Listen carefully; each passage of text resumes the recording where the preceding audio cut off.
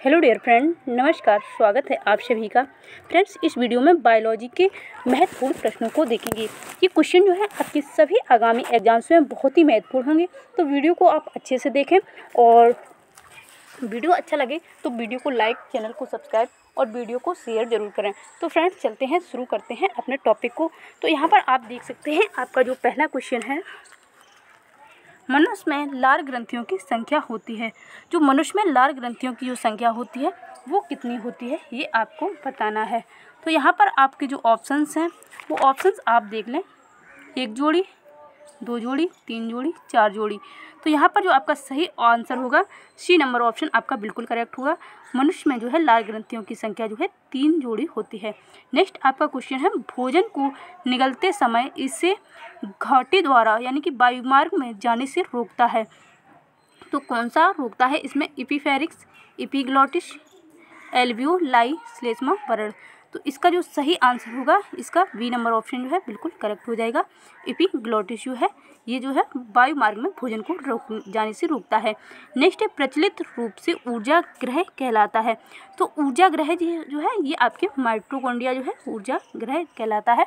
और लाइसोसोम की बात की जाए तो लाइसोसोम को जो है आत्मघाती थैली के रूप में जाना जाता है। और जो क्लोरोप्लास्ट है इसे जो है जो किचन बोला जाता है, पौधे की किचन होता है ये। और राइबोसोम यहाँ पर प्रोटीन सिंथेसिस की क्रिया होती है। आगे आपका नेक्स्ट क्वेश्चन जो है, दाएं निलय से अशुद्ध रक्त किस अंग में जाता है? तो जो दायां निलय होता है उससे जो अशुद्ध रक्त है वो फेफड़ों में जाता है। तो ए नंबर ऑप्शन जो है आपका बिल्कुल करेक्ट हो जाएगा। नेक्स्ट आपका है, पल्मोनरी सिरा रक्त लाती है। तो फेफड़ों से शुद्ध रक्त आता है, अथवा इस प्रकार से भी आपसे क्वेश्चन पूछा जा सकता है, जो फेफड़े होते हैं उनसे शुद्ध रक्त आता है, कहाँ से आता है ये आपको बताना है। तो वाई अलिंद में जो है ये रक्त आता है फेफड़ों से, जो शुद्ध रक्त होता है वो बाय अलिंद में आता है। आगे नेक्स्ट क्वेश्चन है आपका, हीमोग्लोबिन महत्वपूर्ण भूमिका निभाता है। जो हीमोग्लोबिन होता है वो महत्वपूर्ण भूमिका जो है किसमें निभाता है? तो ये श्वसन में जो है महत्वपूर्ण भूमिका निभाता है। बी नंबर ऑप्शन आपका बिल्कुल करेक्ट हो जाएगा। फ्रेंड्स, आपका बिल्कुल टाइम वेस्ट नहीं करेंगे, तो ये क्वेश्चन आपको कंटिन्यू इसी प्रकार से प्रोवाइड किए जाएंगे। तो फ्रेंड्स, वीडियो को यदि आपको अच्छे लग रहे हों तो वीडियो को लाइक और चैनल को सब्सक्राइब जरूर कर लिया करें। फ्रेंड्स, नेक्स्ट क्वेश्चन आपका है, मनुष्य के हृदय में कोष्ठों की संख्या होती है। तो मनुष्य के हृदय में जो कोष्ठों की संख्या होती है वो जो है 4 होती है। तो डी नंबर ऑप्शन यहाँ पर आपका बिल्कुल करेक्ट हो जाएगा।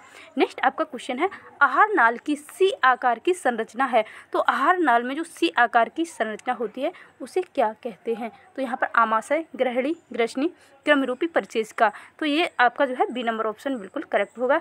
जो ग्रहणी होती है ये जो है इसका आहार नाल का जो एक भाग होता है और ये सी आकार की होती है। नेक्स्ट है, पित्त रस का स्त्रावण होता है। तो पित्त रस जो है इसका स्त्रावण जो है कहाँ से होता है? फ्रेंड्स, इसका सही ऑप्शन जो है बी नंबर होगा, यकृत से जो है पित्त रस का स्त्रावण होता है। जबकि यदि जो है स्टोर की बात की जाए तो जो इकट्ठा होता है तो इकट्ठा जाके जो है पित्ताशय में ही इकट्ठा होता है, लेकिन इसका स्त्रावण जो है वो यकृत से होता है। आगे आपका जो है नेक्स्ट क्वेश्चन है, द्वार कोशिकाएं पाई जाती हैं। तो द्वार कोशिकाएं जो है वो कहाँ पर पाई जाती हैं? तो ये बात रंध्रों में पाई जाती हैं। द्वार कोशिकाओं से मतलब है स्टोमेटा। इसे इंग्लिश में यदि आप पढ़ेंगे, हिंदी में आपको थोड़ा टफ लगेगा। स्टोमेटा जो है बोला जाता है, वो जो बातरंध्र होते हैं उसे स्टोमेटा बोला जाता है। इन्हीं से जो है जो पानी होता है वो ट्रांसपायरेशन की क्रिया होती है, उसी के द्वारा पानी जो है बाहर निकलता है। आगे नेक्स्ट क्वेश्चन आपका है, मनुष्यों में प्रमुख उत्सर्जी अंग होता है। तो मनुष्यों में जो प्रमुख उत्सर्जी अंग होता है वो कौन सा होता है, ये आपको बताना है। तो यहाँ पर आपका डी नंबर ऑप्शन बिल्कुल करेक्ट हो जाएगा। जो वृक्क होते हैं वो मनुष्य के प्रमुख उत्सर्जी अंग होते हैं। जबकि लोअर जो जातियाँ होती हैं उनमें त्वचा के द्वारा भी उत्सर्जन होता है। और जो हायर लेवल की जो जातियाँ होती हैं उनमें स्पेशल जो है अंग पाए जाते हैं। नेक्स्ट है, बोमेन संपुट भाग है। तो बोमेन संपुट जो है किसका भाग है ये आपको बताना है। तो फ्रेंड्स, यहाँ पर आपका जो सही आंसर की बात की जाए तो यहाँ पर जो आपका सही आंसर होगा डी नंबर ऑप्शन जो है आपका बिल्कुल करेक्ट हो जाएगा। जो बी नंबर ऑप्शन है वो यहाँ पर बिल्कुल करेक्ट होगा। वृक्क नलिका जो है ये बोमेन संपुट का भाग होती है। और इसके बोमेन जो संपुट होता है ये वृक्क नलिका का भाग होती है। इसके साथ साथ वृक्क में जो है वृक्क धमनी की शाखाएं पाई जाती हैं, केशिका गुच्छ पाया जाता है जिसे ग्लोमेरुलस बोला जाता है, और वृक्क में जो है वृक्क धमनी, वृक्षरा की शाखा, वृक्काणु का नलिका भाग, ये सभी जो है वृक्क में पाए जाते हैं, और बोमेन संपुट भी इसी का भाग होता है। आगे नेक्स्ट आपका है ग्लाइकोजेनेसिस की क्रिया में बनता है। तो ग्लाइकोजेनेसिस की जो क्रिया होती है उसमें क्या बनता है ये आपको बताना है। यहाँ पर फ्रेंड्स सही ऑप्शन की बात की जाए तो यहाँ पर जो आपका सही आंसर होगा बी नंबर ऑप्शन जो है ग्लाइकोजन, इसका बिल्कुल करेक्ट आंसर हो जाएगा। आगे नेक्स्ट क्वेश्चन की बात की जाए, मनुष्य में वृक्क एक तंत्र का भाग है जो संबंधित है। फ्रेंड्स ये सारे क्वेश्चन आपके एनसीईआरटी बुक से लिए गए हैं, तो वीडियो जो है ये आपके लिए बहुत हेल्पफुल होगा। और जितने भी एग्जाम होते हैं फ्रेंड्स उसमें एनसीईआरटी जो है सबसे महत्वपूर्ण होता है। यदि आपकी एनसीईआरटी जो है का बेस मजबूत है तो आप किसी भी एग्जाम को क्रैक कर सकते हैं। तो फ्रेंड्स यहाँ पर आपका जो है मनुष्य में वृक्क एक तंत्र का भाग है जो संबंधित है, तो बताना है किससे संबंधित है। जैसा कि अभी आपको बताया कि वृक्क जो है वो उत्सर्जन का कार्य करते हैं, तो यहाँ पर आपका सी नंबर ऑप्शन बिल्कुल करेक्ट हो जाएगा। आगे नेक्स्ट है पादप में जाइलम उत्तरदायी है। जो पौधे होते हैं उसमें जाइलम का मुख्य कार्य क्या होता है, तो इसमें जो है आपका सही ऑप्शन क्या होगा। तो फ्रेंड्स इसका जो सही ऑप्शन है ये जल के वहन हेतु, यहाँ जल के साथ आपको यदि खनिज लिखा हुआ मिलता है तब भी आंसर सही होगा। जल और खनिज ये दोनों जड़ों से लेके पूरे वृक्ष में पहुंचाने का काम जो है जाइलम के द्वारा किया जाता है। यहाँ पर आपको ध्यान रखना है जल और खनिज दोनों का जो है वहन जो है वो जाइलम के द्वारा किया जाता है। ए नंबर ऑप्शन आपका बिल्कुल करेक्ट है। नेक्स्ट है स्वपोषी पोषण के लिए आवश्यक होता है। तो स्वपोषी पोषण के लिए क्या आवश्यक होता है, तो फ्रेंड्स यहाँ पर आपका सही ऑप्शन होगा D number, chlorophyll, carbon dioxide और सूर्य का प्रकाश, ये सभी स्वपोषी पोषण के लिए आवश्यक होते हैं, तभी जो है फूड का निर्माण होता है। सूर्य के प्रकाश में क्लोरोफिल की जो पत्तियां होती हैं उनमें पाया जाता है, और कार्बन डाइऑक्साइड को जब एब्जॉर्ब किया जाता है उसके बाद ही CO2 बनता है, और यही जो है स्वपोषी पोषण की क्रिया में होता है। आगे कोश के प्रक्रमों में ऊर्जा मुद्रा है। तो ऊर्जा मुद्रा जो है ATP को बोला जाता है, इसी का फुल फॉर्म होता है एडिनो ट्राईफॉस्फेट। ATP का आपको जो है फुल फॉर्म याद रखना है एडिनो ट्राईफॉस्फेट। आगे नेक्स्ट क्वेश्चन आपका है निम्नलिखित समीकरणों में से कौन सा समीकरण प्रकाश संश्लेषण प्रक्रिया का माना जाता है, तो यहाँ पर आपका सही आंसर क्या होगा। फ्रेंड्स आप सभी को पता है जब जो है फोटोसिंथेसिस की क्रिया होती है तो उसमें कार्बन डाइऑक्साइड, जल, क्लोरोफिल और सूर्य का प्रकाश की जो है आवश्यकता होती है। तो यहाँ पर इस हिसाब से आपका जो सही ऑप्शन जो है सी नंबर जो है ऑप्शन आपका बिल्कुल करेक्ट हो जाएगा। आगे नेक्स्ट क्वेश्चन है यकृत स्रावित करता है।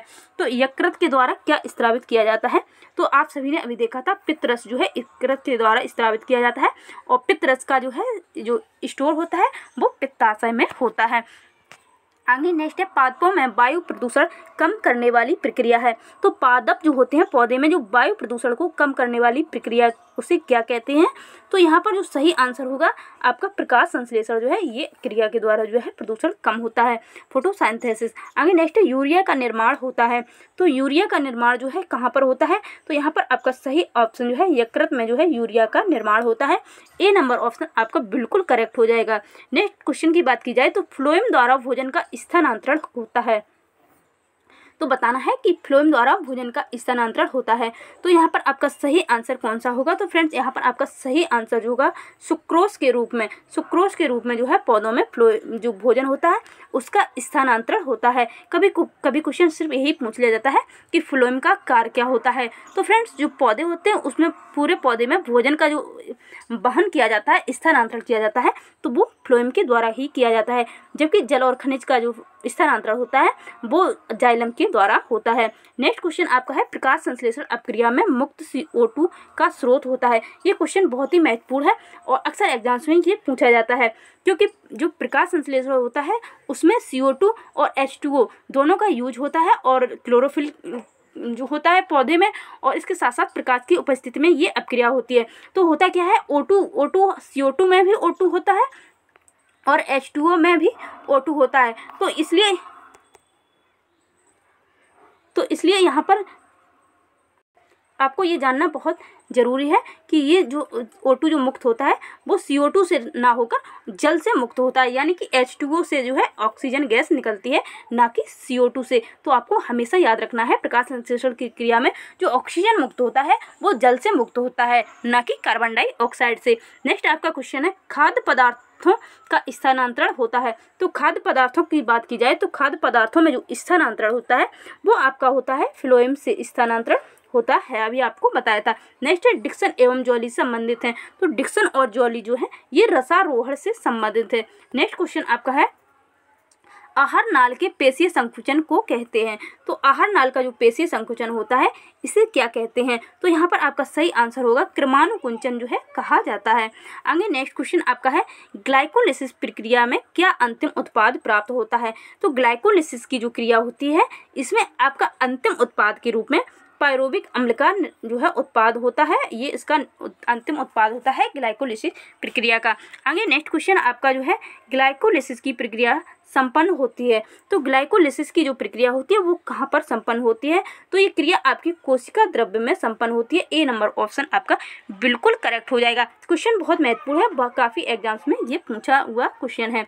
नेक्स्ट आपका है पौधों में प्रकाश संश्लेषण द्वारा भोजन का निर्माण होता है।